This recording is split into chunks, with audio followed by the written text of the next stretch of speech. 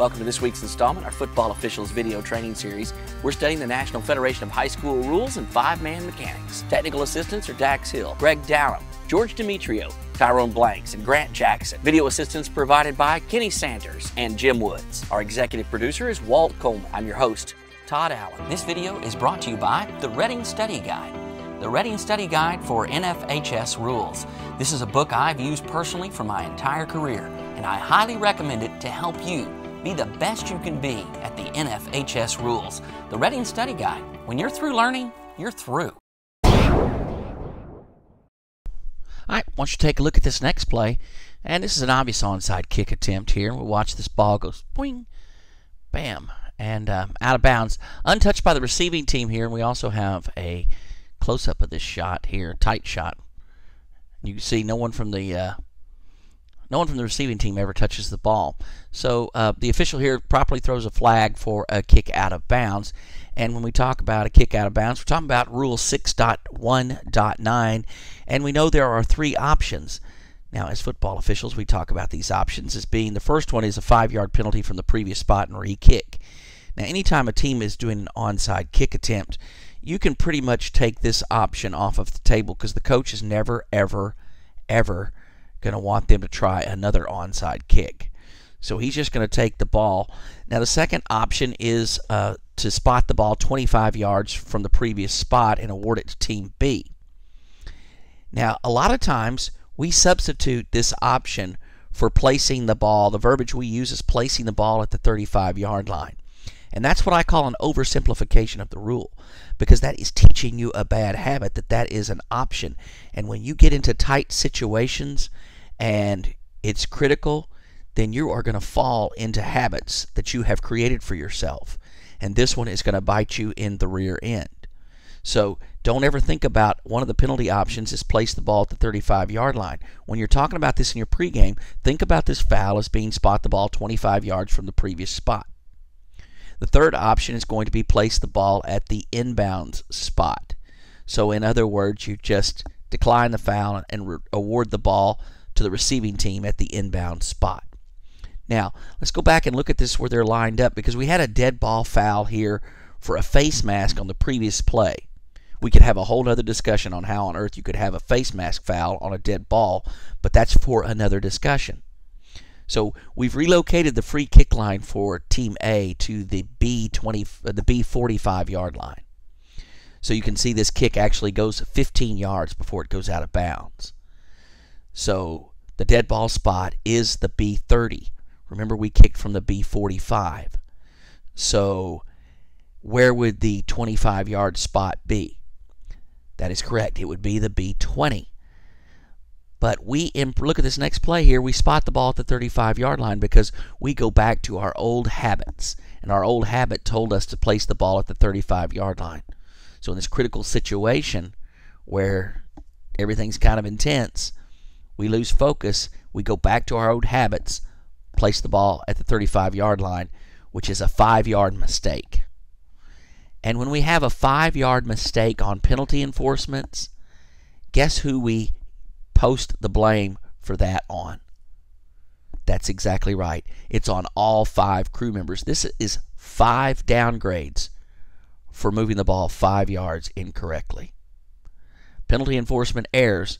These are things that we've got to get right, guys. These happen during dead ball intervals. We have time to work together to talk about the play, talk in technical terms, so that we get these plays right. It's critically important. The next segment we want to talk about involves chop blocks. And what exactly is a chop block? The easiest way to remember a chop block is it's a low-high combination block where one player goes high, one player goes low, or a high-low. Now we're just talking about the order, low-high, high-low, with or without a delay, whether those blocks occur at the same time or whether there's a high block and then a delay and then a low block.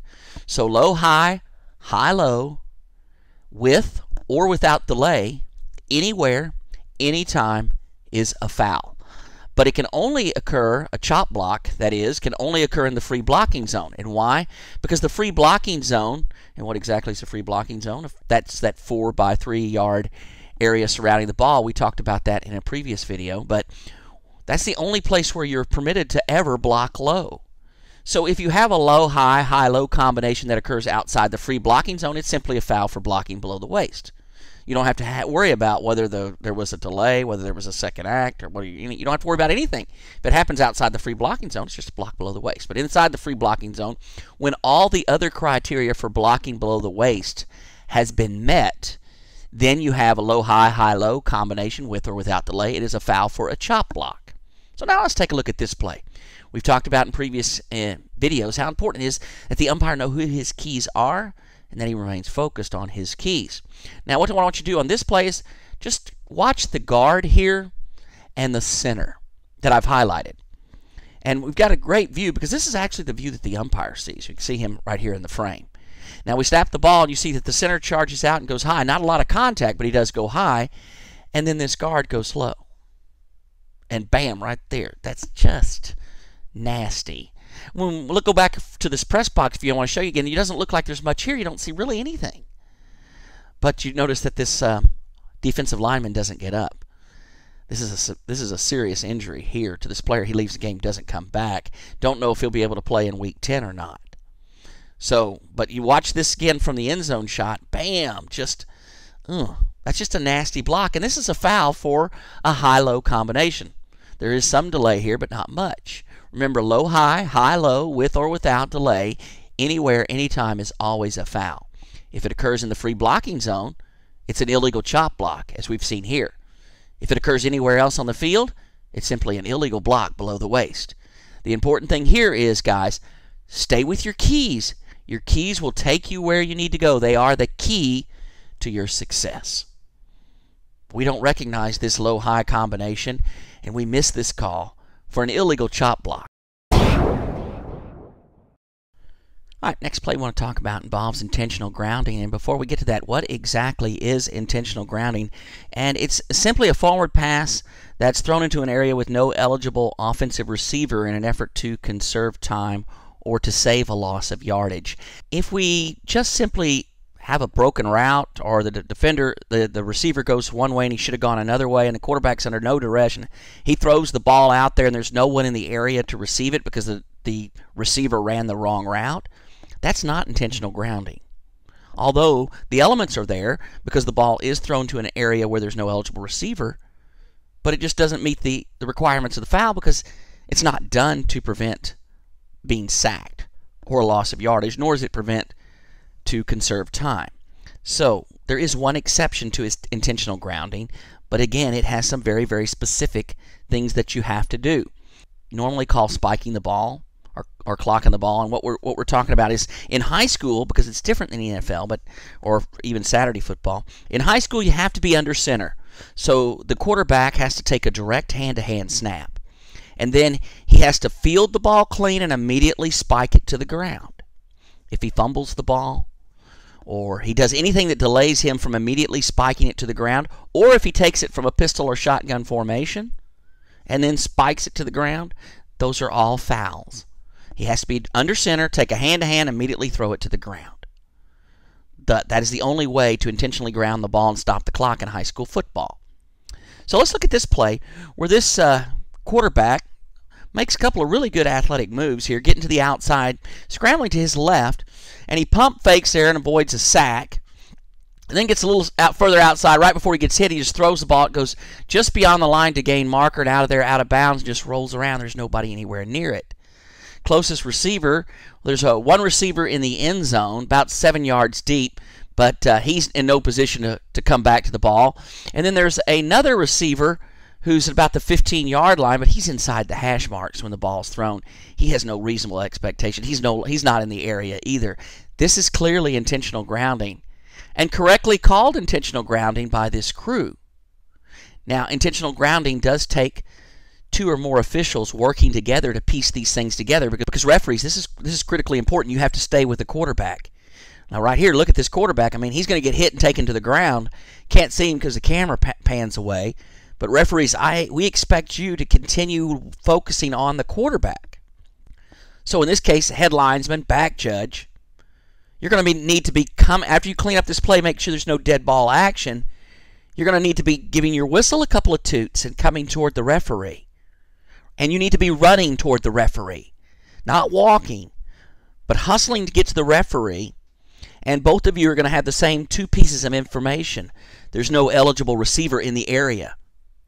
So referees, when you hear this toot toot, you see these downfield officials coming towards you, or the line of scrimmage officials coming towards you, you need to go to the yard line where the quarterback was tackled or where he threw the pass, because this is a spot foul. So you need to be moving toward that yard line and holding that position. They're going to come all the way to you. And if they report to you that there was no eligible receiver in the area and the other elements of the foul are there, then you're going to throw a delayed flag at the spot. A delayed flag here is perfectly normal. This is what we want to see, because we know you don't have all of the elements. You're having to piece this together with information from other officials. But only the referee is going to throw the flag for intentional grounding. Now let's talk for just a minute about the defenders and how much contact we're going to give in consideration for where the ball has to get.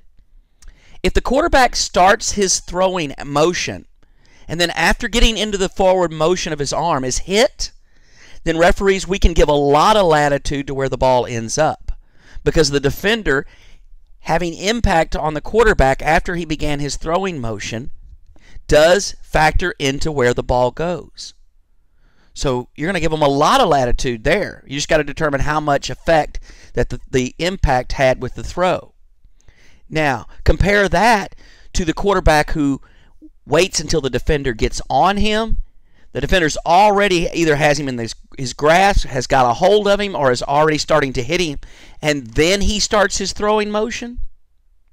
Now the quarterback's going to have to get the ball to an area where there's an eligible receiver. This is 100% on the quarterback.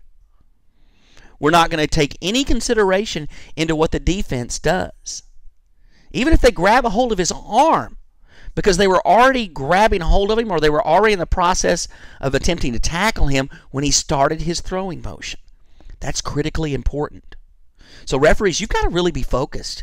You've got to really concentrate on the action of the quarterback, where the process of starting to throw the ball takes place, and then make a decision based on the information you're going to get from the downfield officials. Let's review this just real quickly. Let's just kind of summarize this thing real quickly. We understand the elements of the fouls. I won't go over that again. If you missed it, rewind the tape. But I want to just talk about the action of the defender. The quarterback starts to throw and then is hit. We can factor in all of the contact of the defender with how much effect it had on the ball, and we can get out of throwing a flag here.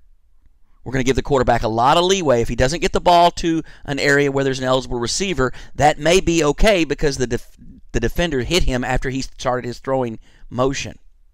Contrast that with the defender hits him or grabs him or is in the process of grabbing him. There's already contact on the quarterback, and then he starts his throwing motion. He's got to get the ball to an area where there's an eligible receiver. The philosophy on that is the process of being tackled already has begun, so it's all on the quarterback. You got to get the ball there. Critically important. You got to understand all the elements of intentional grounding. It's going to take possibly information from any one of the other 4 officials in a 5-man crew, because something over the middle even the umpire could help with. Just depends on the play. But referees, we don't expect you to have the information on what happened to the ball after it left the quarterback's hands, because we want you focused on the quarterback. That's your key. We're going to protect the quarterbacks. He's a critical player at all levels of football, and why he gets special consideration on contact. Work together as a crew. Know what you're supposed to do, and you'll get these plays right for intentional grounding. That's it for this week's video, and that's it for this week's campaign, the final training video of the 2015 season. I want to tell you how much I appreciate you checking out the videos and also all the emails and letters that we've received from around the world, from people all over just trying to be better football officials. That's what it's all about in the AAHSO. For those of you here locally, I guess you've seen some of the press releases. Big changes in our association for the coming year. We're almost going to double in size in 1 year. And that has nothing to do with what the staff does here, the play bulletins, the quizzes, the videos that we produce. It's all about the guys on the field, getting the plays right, working hard, becoming consistent. One of the things we like to tell the coaches is you're going to see the same officials every week. It's different faces, but it's the exact same officials. And that is consistency, and that's what we're looking for. We've got a lot of work to do. We're going to bring on a lot of new faces, and they'll have to catch up because you've set the bar very, very high this year. But I know with a lot of hard work and dedication, keep doing what you're doing, I know next year we'll even be better than we were this year. That's the goal. Help good officials get better. For the Arkansas Association of High School Officials, I'm Todd Allen saying I hope to see you on the field next year.